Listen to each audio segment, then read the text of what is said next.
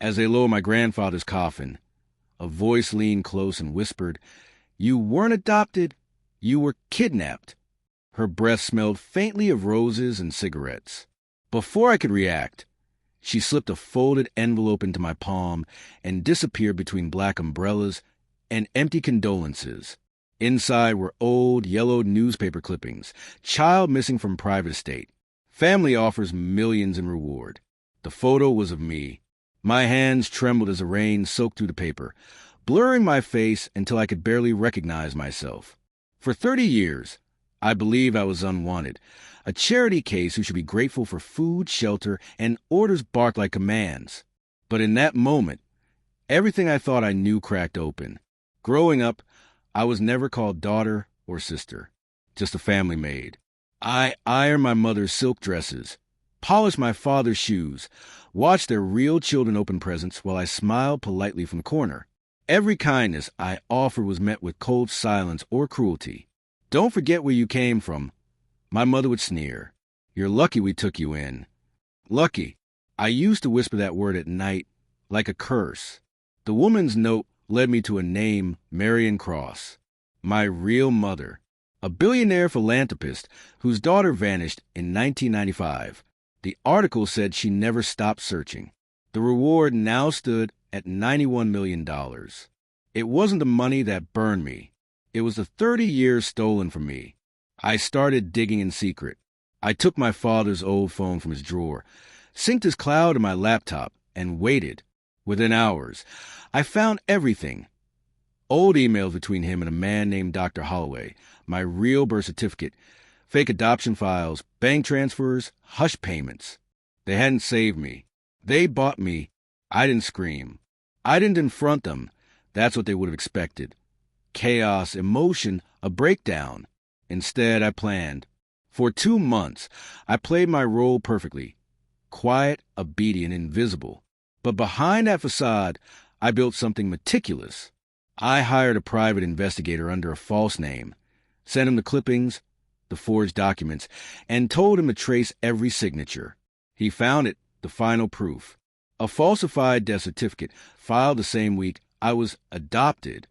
They hadn't just taken me. They had erased me. My revenge started small. I began recording conversations around the house. Harmless talk, at first.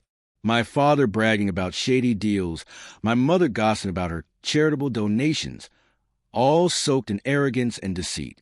I gathered months of audio and video. Then, piece by piece, I leaked it. Anonymous emails to the IRS, journalists, and finally, Marion Cross's legal team. By the time the investigation hit the news, they still didn't suspect me.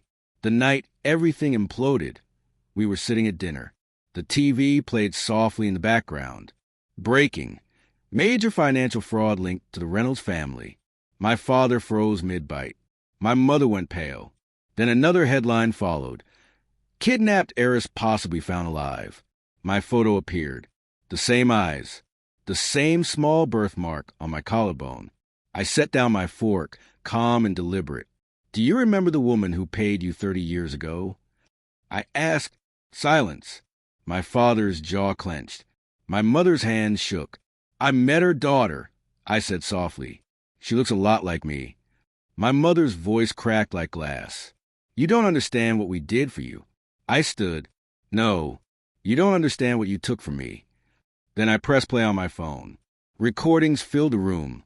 Their lies, their laughter, every confession and cruelty echoing through the walls. They begged, denied, screamed. I said nothing. I just watched their empire crumble. By morning, the police arrived, and Marion Cross's lawyers with them. A DNA test confirmed it within a week. I was her daughter. The reward didn't matter. What mattered was the truth. The first time I stood inside her estate, marble floors, warmth, family portraits, I didn't feel rich. I felt seen. She cried when she hugged me, whispering, "They can't hurt you anymore." But she was wrong. They already had. A month later, I visited them in prison. I wanted them to see what they created. Behind the glass, they looked smaller, stripped of their power, their lies, their name. My mother reached toward me. "We loved you." I leaned closer. "No, You loved owning me. Then I smiled, small, deliberate, final. Because justice isn't about money. It's about silence. The kind that falls when people who once controlled every narrative finally have no story left to tell. Now I sleep in the room that once belonged to a girl I was meant to be. My name is back where it belongs. But sometimes when the lights go out, I still hear her voice, the maid, the ghost, the stolen child, whispering that revenge doesn't always scream. Sometimes it waits 30 years just to breathe,